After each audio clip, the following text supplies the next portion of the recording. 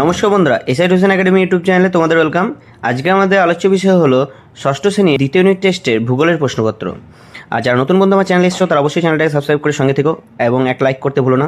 চলো, আজকে আমরা যে ষষ্ঠ শ্রেণী ভূগোলের যে প্রশ্নপত্রটা তোমাদের সঙ্গে আলোচনা করবো, এখান থেকে তোমরা হুবহু প্রশ্ন কমন পেয়ে যাবে। তাই ভিডিওটা প্রথম থেকে শেষ অবধি দেখো। চলো, এক নম্বর টপিক কী বলছে দেখো না, বলছে যে সঠিক উত্তরটি দাগ দাও বা সঠিক উত্তরটি বেছে নিয়ে উত্তরটি করো। চলো, এক নম্বর প্রশ্ন হলো শিলামণ্ডল, গুরুমণ্ডল না কেন্দ্রমণ্ডল পৃথিবীর সবচেয়ে বাইরের আবরণ গঠন করে? সঠিক উত্তর হবে শিলামণ্ডল। 2 নম্বর প্রশ্ন হলো বুধ, শুক্র না পৃথিবী সবথেকে শীতলতম গ্রহ? সঠিক উত্তর হবে বুধ। 3 নম্বর প্রশ্ন হলো যে আফ্রিকার প্রধান পর্বতশ্রেণীর নাম কি? সঠিক উত্তর হবে অ্যাটলাস। 4 নম্বর প্রশ্ন হলো ট্রপোস্ফিয়ারের প্রতি 1000 মিটার উচ্চতা বৃদ্ধিতে 6.8 ডিগ্রি সেলসিয়াস না 6.2 ডিগ্রি সেলসিয়াস না 8.8 ডিগ্রি সেলসিয়াস উষ্ণতা কমে? সঠিক উত্তর হবে এ 6.8 ডিগ্রি সেলসিয়াস উষ্ণতা কমে। 5 নম্বর প্রশ্ন হলো পৃথিবীর দীর্ঘতম হিমবাহের নাম কি? সঠিক উত্তর হলো এ ল্যাম্বার্ট। 6 নম্বর প্রশ্ন হলো পৃথিবীর প্রথম প্রাণের সৃষ্টি হয়েছিল কোথায়? উত্তর হলো জলে। 7 নম্বর প্রশ্ন হলো তন্তু জাতীয় ফসল হলো ধান, গম না কাপাস? সঠিক উত্তর হলো কাপাস। 8 নম্বর প্রশ্ন হলো মৌসুমী শব্দের অর্থ কী? উত্তর হলো ঋতু। 9 নম্বর প্রশ্ন হলো বায়ুর উষ্ণতা মাপার যন্ত্রের নাম কি? সঠিক উত্তর হলো বি থার্মোমিটার। 10 নম্বর প্রশ্ন হলো পৃথিবীতে মোট কয়টি মহাদেশ রয়েছে? 2টি, 5টি না 7টি? সঠিক উত্তর হলো 7টি মহাদেশ রয়েছে। 11 নম্বর প্রশ্ন হলো বিশ্ব অরণ্য দিবস পালিত হয় কত তারিখে? 21শে মার্চ, 21শে জুলাই না 21শে জুন? সঠিক উত্তর হলো 21শে মার্চ। 2 নম্বর টপিকে দেখে নাও। 2 নম্বর টপিকে যেটা করতে দেওয়া হয়েছে সেটা হচ্ছে মিলিয়ে লেখো, বা এখানে দুটো ছক দেওয়া হচ্ছে, এটাকে তোমাদেরকে ম্যাচ করতে হবে। দেখো তো কি, প্রথমে দেখে নাও সঠিক উত্তরটা দেখে নাও। বলছে 2-এর 1 নম্বরটা কি? বায়ুচাপ মাপার যন্ত্রের নাম কি? ব্যারোমিটার। বায়ুর উষ্ণতা থার্মোমিটার। বৃষ্টিপাতের পরিমাপ এটা রেন গজ হবে। এটা একটু স্পেলিংয়ে একটু মিস্টেক আছে, এটা রেন গজ। 4 নম্বর হলো বায়ুর আর্দ্রতা হাইগ্রোমিটার এবং বায়ুর গতিবেগ অ্যানোমিটার। আবার এটাকে তোমাদের পরীক্ষার ক্ষেত্রে শর্ট প্রশ্ন হিসেবে তোমাদের দিয়ে দিতে পারে, তাই এটাকে খুব ইম্পর্টেন্ট, তোমরা একটু ভালো করে মনোযোগ সহকারে এটাকে একটু মুখস্থ করে নেবে। আর এটা রেন গজ হবে, এটা একটু ভালো করে দেখে নেবে। চলো, 3 নম্বর টপিকে কী বলছে? শূন্যস্থান পূরণ করো। চলো, 3-এর 1 নম্বর প্রশ্ন কি বলছে? 3-এর 1 নম্বর প্রশ্ন হলো কালো মাটি ড্যাশ শিলা দ্বারা গঠিত? সঠিক উত্তর হলো ব্যাসল্ট শিলা দ্বারা। 3-এর 2 নম্বর প্রশ্ন হলো সাহারা মহাদেশ ড্যাশ নামে পরিচিত? সঠিক উত্তর হলো পৃথিবীর বৃহত্তম উষ্ণ মরুভূমি। 3 নম্বর প্রশ্ন হলো সুন্দরী পরাণ ড্যাশ জাতীয় উদ্ভিদ? সঠিক উত্তর হলো ম্যানগ্রোভ। 4 নম্বর প্রশ্ন হলো অত্যাধিক শুষ্ক ও উষ্ণ বায়ু ড্যাশ নামে পরিচিত? সঠিক উত্তর হলো লু নামে। 5 নম্বর প্রশ্ন হলো পার্বত্য অঞ্চলে মৃত্তিকা ক্ষয় রোধ করা সম্ভব ড্যাশ চাষের মাধ্যমে? সঠিক উত্তর হলো ধাপ চাষ ও সিঁড়ি। 6 নম্বর প্রশ্ন হলো জেট প্লেন যাতায়াত বায়ুমণ্ডলে ড্যাশ স্তরে করে? সঠিক উত্তর হলো স্ট্র্যাটোস্ফিয়ার।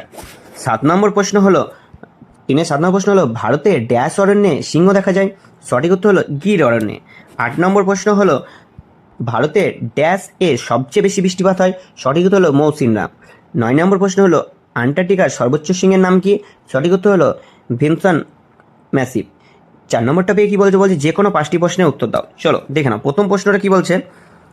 প্রথম প্রশ্ন বলছে 4-1 নম্বর প্রশ্ন হলো আবহাওয়া বলতে কী বোঝো? উত্তরটা দেখে নাও।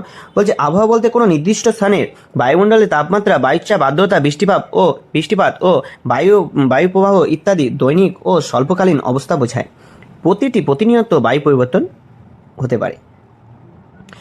2 নম্বর প্রশ্ন হলো আবহাওয়া ও জলবায়ুর 2টি পার্থক্য লেখো। চলো দেখে নাও উত্তর কি বলছে। বলছে সময়কাল।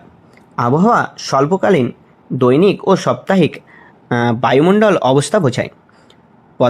পক্ষান্তরে জলবায়ু দীর্ঘকালীন 30 বছরও বেশি গড় বায়ুমণ্ডলীয় অবস্থাকে বোঝায়। খুব ইম্পর্টেন্ট প্রশ্ন এগুলো তোমাদের আগামী ইউনিট টেস্টের জন্য। তো অবশ্যই ভিডিওটা তোমরা প্রথম থেকে শেষ অবধি দেখো এবং একটা লাইক এবং বন্ধুদের সঙ্গে শেয়ার করতে ভুলো না, আর চ্যানেলটাকে সাবস্ক্রাইব করে অবশ্যই যেও। 2 নম্বরটা কি বলছে? বলছে পরিবর্তনশীলতা।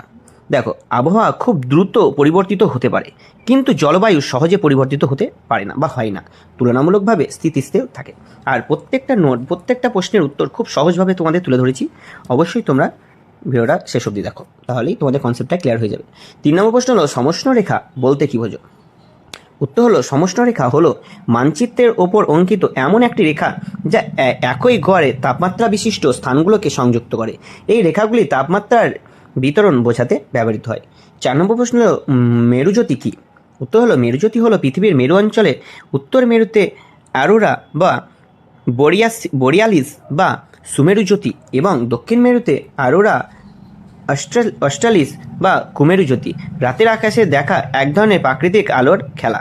সূর্যের সৌরঝড়ের কারণে নির্গত ইলেকট্রন প্রোটন কণা যখন পৃথিবীর বায়ুমণ্ডলের উপর স্তরে থার্মোস্ফিয়ার প্রবেশ করে, বায়ুমণ্ডলে গ্যাসীয় অণুপরমাণুর সঙ্গে সংঘর্ষ ঘটায়, তখন এই কণাগুলির শক্তি নির্গত হয়ে আলো উৎপন্ন করে। 5 নম্বর প্রশ্ন হলো, পৃথিবীর কয়টি তাপমণ্ডলে ভাগ করা হয় ও কি কি? যে কোনো একটি তাপমণ্ডল সম্পর্কে সংক্ষেপে লেখো। উত্তরটা দেখে নাও কি বলছে। বলছে পৃথিবীর তাপমাত্রার উপর ভিত্তি করে পৃথিবীর প্রধানত 3টি তাপমণ্ডলে ভাগ করা হয়।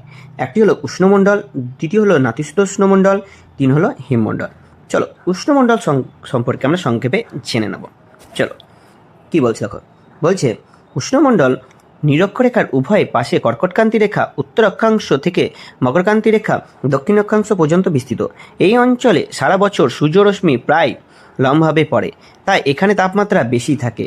এখানে দিন ও রাত্রের দৈর্ঘ্যের পার্থক্য খুব কম হয় এবং ঋতু পরিবর্তন সুস্পষ্ট নয়। 6 নম্বর প্রশ্ন হলো, মাটি সংরক্ষণের 2টি পদ্ধতি লিখো। চলো উত্তরে দেখে নাও। মাটি সংরক্ষণের 2টি পদ্ধতি হলো কি বলছে দেখো না উত্তরে।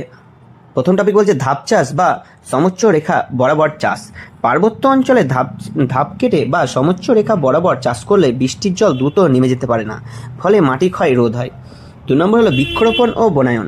গাছপালা মাটিকে শিকড় দিয়ে শক্তভাবে ধরে রাখে এবং মাটির উপরিস্তরকে বায়ু ও জল দ্বারা ক্ষয় হওয়া থেকে রক্ষা করে।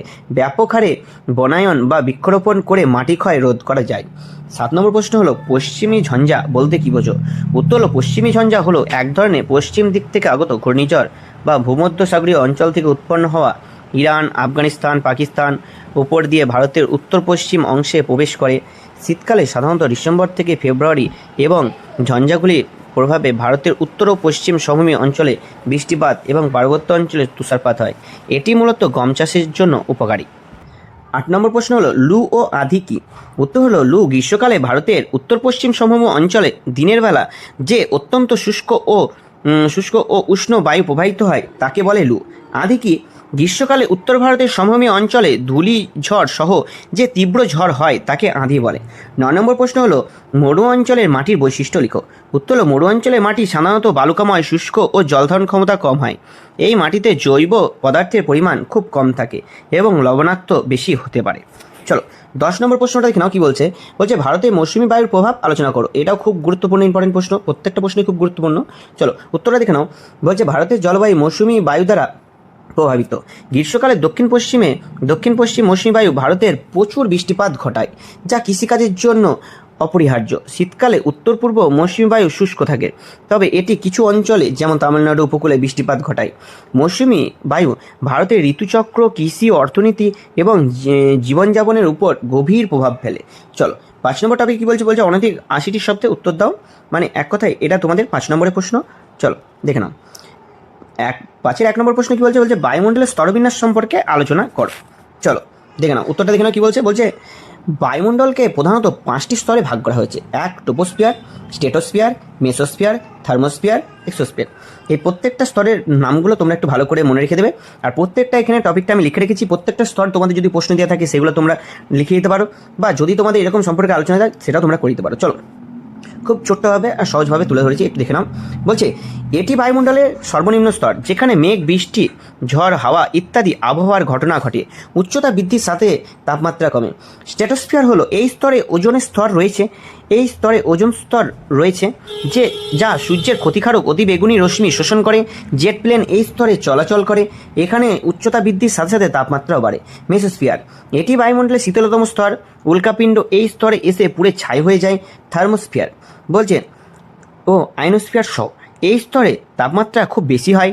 আয়নোস্ফিয়ার অংশটি বেতার তরঙ্গ প্রতিফলিত করে সহযোগে সাহায্য করে। বা এক্সোস্ফিয়ার এটি বায়ুমণ্ডলের সবচেয়ে বাইরের স্তর, যা ধীরে ধীরে মহাশূন্যে মিশে যায়। এই স্তরে বায়ুর ঘনত্ব অত্যন্ত কম। ভিডিওটা কেমন লাগলো অবশ্যই কমেন্ট করে জানিও। কারো কোনো প্রশ্ন থাকলে অবশ্যই কমেন্ট করে দিও। আর তোমাদের বন্ধুর সঙ্গে ভিডিওটা শেয়ার করতে ভুলো না। যারা নতুন বন্ধু আমার চ্যানেলে এসছো তারা অবশ্যই চ্যানেলটাকে সাবস্ক্রাইব করো। আর চ্যানেলটাকে এবং ভিডিওটা তোমার বন্ধুর সঙ্গে শেয়ার করতে ভুলো না। দেখা হচ্ছে পরবর্তী ভিডিওতে। ধন্যবাদ।